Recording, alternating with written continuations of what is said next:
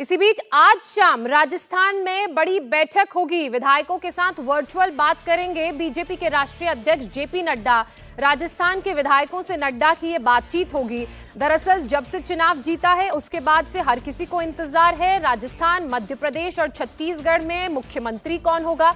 अब राजस्थान से बड़ा अपडेट ये आ रहा है कि राष्ट्रीय अध्यक्ष बीजेपी के जेपी नड्डा आज राजस्थान के विधायकों से बात करेंगे। वर्चुअली ये संवाद होगा। दरअसल ऑब्जर्वर्स की भी नियुक्ति कर दी गई है और नियुक्ति के बीच अब ये जो मीटिंग होने वाली है इसे बेहद अहम माना जा रहा है। लगातार इस तरह की खबरें सामने आ रही थी कि रविवार या सोमवार तक मुख्यमंत्रियों के नामों का ऐलान कर दिया जाएगा, लेकिन अब जो जानकारी मिल रही है जेपी नड्डा वर्चुअली राजस्थान के सभी बीजेपी के विधायकों से बात करेंगे, उनके विचार जानेंगे और उसके बाद सोमवार तक ऐसे कयास लगाए जा रहे हैं कि मुख्यमंत्री के नाम का ऐलान कर दिया जाएगा। अगर राजस्थान के लिहाज से हम राजनीतिक समीकरण को समझें और किन नामों को लेकर चर्चा की जा रही है उसको समझें तो वसुंधरा राजे सिंधिया पूर्व मुख्यमंत्री, इनका नाम आगे चल रहा है।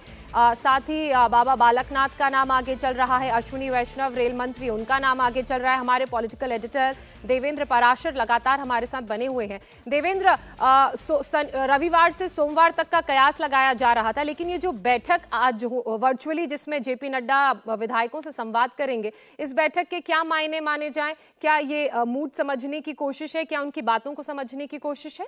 जयपुर से ये खबर आ रही है, उसमें से कई सारे विधायकों का ये कहना है कि उनके पास सूचना आई है कि पार्टी के राष्ट्रीय अध्यक्ष जेपी नड्डा के साथ वर्चुअली उनका संवाद होगा। अब समझा जा सकता है कि इसका मतलब ये है कि एक साथ ये संवाद नहीं होने वाला है, बल्कि अलग अलग समय पे कुछ विधायकों के साथ वो बातचीत करेंगे, क्योंकि वो संख्या इतनी ज़्यादा है कि समझा जा सकता है कि सबसे बात करना तो मुश्किल ही रहेगा। लेकिन निश्चित तौर पर कुछ प्रमुख नेताओं के साथ, प्रमुख विधायकों के साथ बातचीत करके शायद जेपी नड्डा पार्टी का जो संदेश है राष्ट्रीय अध्यक्ष के तौर पे वो उनको दे देंगे कि पार्टी का जो भी फैसला हो जिससे उसको बहुत आसानी से स्वीकार किया जाए, क्योंकि कल संभव है कि पर्यवेक्षक वहाँ पे जाएं और सोमवार को विधायक दल की बैठक होनी है। तो उस बैठक से पहले राजस्थान को लेकर ही बीजेपी का एक कंसर्न है। मध्य प्रदेश या छत्तीसगढ़ की बात कर लें तो वहाँ पर कोई भी कंसर्न नहीं है, लेकिन राजस्थान की जो प्रकृति है, राजनीतिक प्रकृति, उसमें आप देखते होंगे कि बाकी राज्यों की तुलना में किसी भी दल में, चाहे कांग्रेस की बात कर लें या बीजेपी की बात कर लें, बगावती राजस्थान में ज़्यादा आते हैं।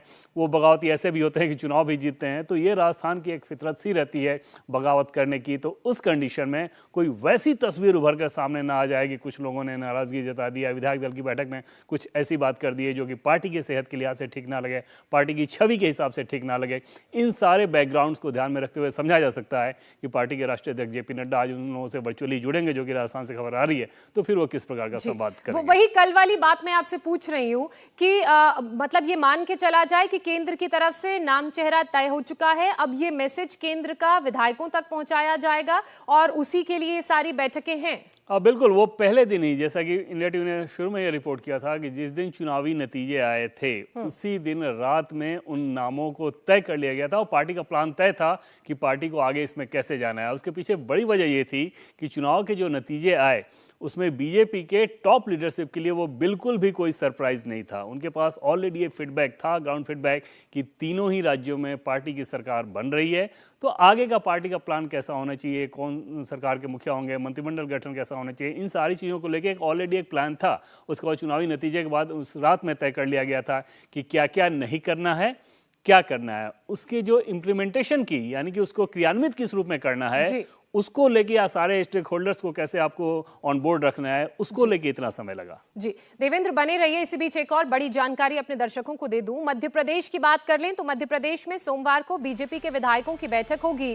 भोपाल बीजेपी दफ्तर में दरअसल विधायकों की ये बैठक होगी। मुख्यमंत्री के नाम पर जो पर्यवेक्षक मध्य प्रदेश के लिए नियुक्त किए गए हैं वो राय जानेंगे। आपको बता दें कल ही केंद्र की तरफ से मध्य प्रदेश के लिए भी 3 पर्यवेक्षकों को नियुक्त किया गया था, जिनको मध्य प्रदेश जाना है, वहां विधायकों से बातचीत वो करेंगे, उनके साथ बैठकें करेंगे, रायशुमारी होगी जिसमें मनोहर लाल खट्टर हरियाणा के मुख्यमंत्री का नाम है, इसके अलावा के लक्ष्मण और आशा लकड़ा का नाम शामिल है। अब ये वहां पहुंचेंगे, विधायकों के साथ जब बैठक होगी तो विधायकों से बात करेंगे। देवेंद्र, जिस तरह से पर्यवेक्षकों की नियुक्ति कर दी गई है तो यहाँ पर भी मकसद सेम ही है। अब बिल्कुल बिल्कुल ये पर्यवेक्षक केंद्रीय पर्यवेक्षक के तौर पे वहाँ पे जाएंगे और पार्टी की जो औपचारिक प्रक्रिया होती है वो ये होती है कि आप विधायकों के पास जाते हैं, विधायक दल की बैठक में केंद्रीय पर्यवेक्षक वहाँ पे रहते हैं, फिर विधायक अपना नेता चुनते हैं और केंद्रीय पर्यवेक्षक पार्टी के आला कमान को उस बात की जानकारी देते हैं। लेकिन जो हकीकत में होता है वो ये कि ये केंद्रीय पर्यवेक्षक जब जा रहे हैं तो समझा जा सकता है कि पार्टी के शीर्ष स्तर पर वो फैसला हो चुका है, उस फैसले को इम्प्लीमेंट करने के लिए वहाँ पर जाते हैं और उसमें फिर अलग अलग विधायकों की कुछ जो राय है वो ऐसा नहीं है कि उनको एकदम से मीटिंग में ही बताया जाएगा। जो प्रमुख नेता हैं उनके साथ पहले अनौपचारिक बैठक हो जाएगी, उसमें केंद्रीय पर्यवेक्षक बता देंगे कि पार्टी का फैसला क्या है, उनकी कोई और राय है तो उस बाबत उनको समझा दिया जाएगा कि पार्टी जो फैसला कर रही है वो क्यों कर रही है। ये सारी कवायद हो जाने के बाद तब फिर विधायक दल की बैठक बुलाई जाती है औपचारिक तौर पर और उस बैठक में नाम का ऐलान कर दिया जाता है। और इसमें एक दिलचस्प चीज़ मैं आपको बताऊं कि तीनों ही राज्यों के पर्यवेक्षकों की अगर बात करें, हर जगह 3-3 पर्यवेक्षक हैं, इनमें से भी किसी को ये जानकारी अभी नहीं दी गई है कि नेता कौन होगा, यानी कि मुख्यमंत्री कौन होंगे तीनों ही राज्य में। जी, लेकिन मध्य प्रदेश के लिहाज से देवेंद्र अगर हम चीजों को समझें तो राजस्थान वाली चीजें नहीं है, उतनी प्रेशर पॉलिटिक्स हालांकि मध्य प्रदेश में देखने को मिल नहीं रही है।